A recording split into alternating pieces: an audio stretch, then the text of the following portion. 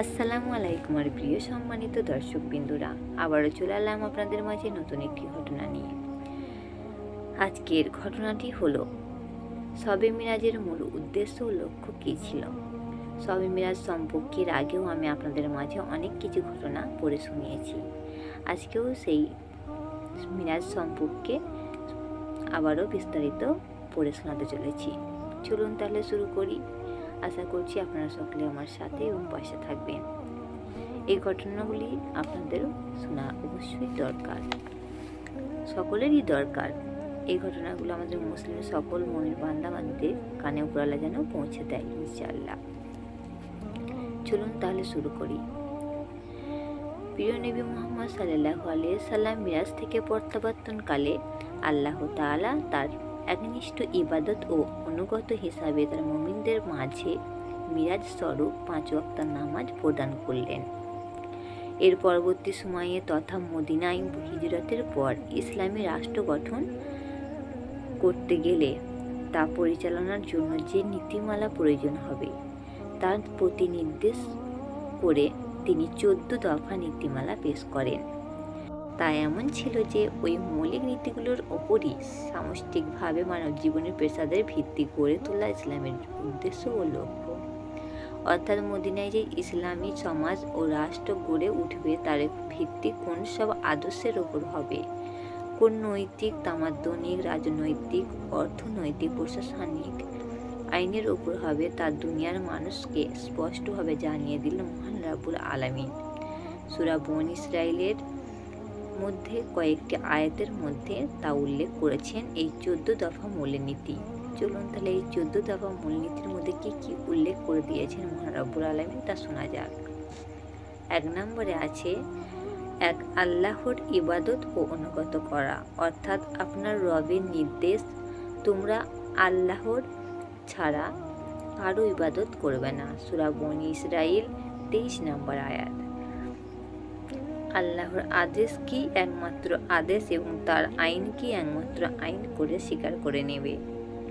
আর 2 নম্বরে আছে পিতামাতার সাথে ভালো ব্যবহার করা, অর্থাৎ পিতামাতার সাথে সৎ ব্যবহার করবে। তোমাদের নিকট যদি তাদের কোনো একজন কিংবা উভয়জনই বৃদ্ধ অবস্থায় থাকে তবে তাদেরকে তুমি উহ পর্যন্ত বলবে না, তাদেরকে ধমক দেবে না, বরং তাদের সাথে বিশেষ মর্যাদা সহকারে কথা বলবে এবং বিনয়ভাবে তাদের সম্মুখে নত হয়ে থাকবে।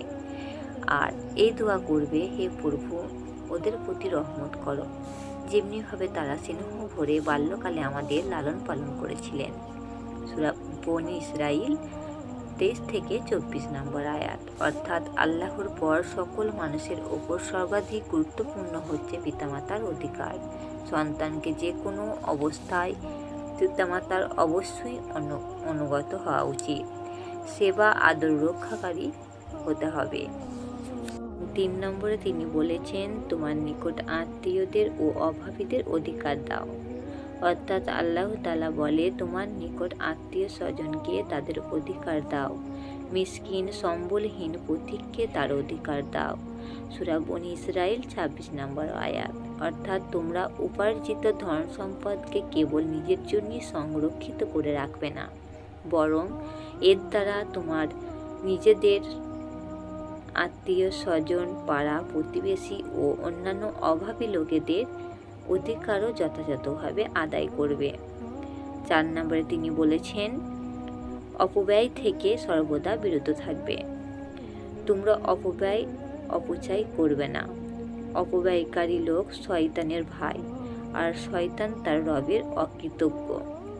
অর্থাৎ প্রয়োজনে তোমার উপার্জিত সম্পদ নিজের কাজে ব্যয় করো, এরপর আত্মীয় স্বজন ও অভাবীদের মধ্যে তাদের অভাব মোচনের জন্য দান করো, কিন্তু বিলাসিতা ও বেহুদা কাজে অপব্যয় করবে না, কারণ এতে তোমার নিজের কোনো লাভ হলো না, আর সমাজ এবং জাতিরও কোনো লাভ হলো না, বরং এই অপব্যয়ে শেষ পর্যন্ত তোমাকে অভাবগ্রস্ত করে তুলবে, যেটা শয়তানরাই একান্তভাবে কামনা করে। এবং 5 নম্বর হলো সাইয়েল অভাবীদের সাথে সুন্দর আচরণ করা, অর্থাৎ তোমরা যদি অভাবীদের হতে পাশ কাটিয়ে থাকতে চাও, এ কারণে যে তোমরা তোমাদের রবের রহমত পাওয়ার আকাঙ্ক্ষী, তবে তাদেরকে বিনয় সুযোগ জবাব দাও। একথা তিনি বনী ইসরাইলের 28 নম্বর আয়াতে উল্লেখ করেছেন। অর্থাৎ কোনো আত্মীয় স্বজন মিসকিন ও সম্বলহীনদের কিছু না দিতে পারলে তাদেরকে অন্তত সুন্দর কথা দিয়ে বিদায় দেবে। এটাও এক প্রকারের বিশেষ দান। আশা করছি আপনারা সকলে বুঝতে পেরেছেন। আলহামদুলিল্লাহ। 6 নম্বরে তিনি আরও উল্লেখ করেছেন অর্থ ব্যয়ে ভারসাম্যতা রক্ষা করে চলবে। অর্থাৎ নিজের হাত গলায় বেঁধে রাখবে না, আর একেবারে খোলাও ছেড়ে দেবে না। তা করলে তুমি একেবারে অক্ষম ও তিরস্কৃত হয়ে যাবে। বনী ইসরাইল 29 নম্বর আয়াতে তিনি উল্লেখ করেছেন। অর্থাৎ এটি একটি রূপকথা। গলায় হাত বাঁধা বলতে কৃপণতা, আর খোলা ছেড়ে দেওয়া বলতে অপচয় ও বেহুদা খরচ করাকে বুঝিয়েছেন। এক কথায় তোমরা না কৃপণ হয়ে ধনসম্পদ স্তূপিত করে রাখবে, আর না অপচয়কারী হয়ে নিজের অর্থনৈতিক শক্তিকে বিনষ্ট করবে, এবং এ ব্যাপারে মধ্যম নীতি গ্রহণ করবে। নম্বরে তিনি বলেছেন দারিদ্রতার আশঙ্কায় কখনো সন্তানকে হত্যা করবে না। অর্থাৎ নিজের সন্তানদেরকে দারিদ্রতার আশঙ্কায় হত্যা করবে না। আল্লাহ তাআলা তাদেরকে রিজিক দিয়ে থাকে, আর তোমাদেরকেও। অর্থাৎ তাদের হত্যা করা একটি অতি বড় ভুল কাজ। সূরা বনী ইসরাইল 31 নম্বর আয়াত। যুগে যুগে দেখা গেছে, আর এখনও দেখা যাচ্ছে, যে দরিদ্রতার ভয়ে মানুষ নিজের শিশু সন্তানকে নানাভাবে হত্যা করছে। কিন্তু ইসলামের শিক্ষা হলো যে খাদ্য ভারের ভয়ে লোক সংখ্যা কমানো স্রষ্টার সাথে মোকাবেলা করার নামান্তর। বরং এই জন্য এমন গঠনমূলক প্রচেষ্টার মাধ্যমে নিজেদের শক্তি ও কর্মক্ষমতা বৃদ্ধি করতে হবে, যার দ্বারা আল্লাহ প্রদত্ত রিজিকের প্রাচুর্য লাভ করা যায়। পৃথিবীর বিভিন্ন এলাকায় লোকসংখ্যা যতই বৃদ্ধি পাচ্ছে, ততই তার অপেক্ষা অনেক বেশি অর্থনৈতিক উপাদান লোকেদের হস্তগত হচ্ছে। 8 নম্বরে তিনি বলেছেন জিনা ব্যভিচারের নিকটে যাবে না। অর্থাৎ জিনার নিকটেও যেও না, তা অত্যন্ত খারাপ কাজ আর অতীব নিকৃষ্ট পথ। সূরা বনী ইসরাইল 32 নম্বর আয়াত।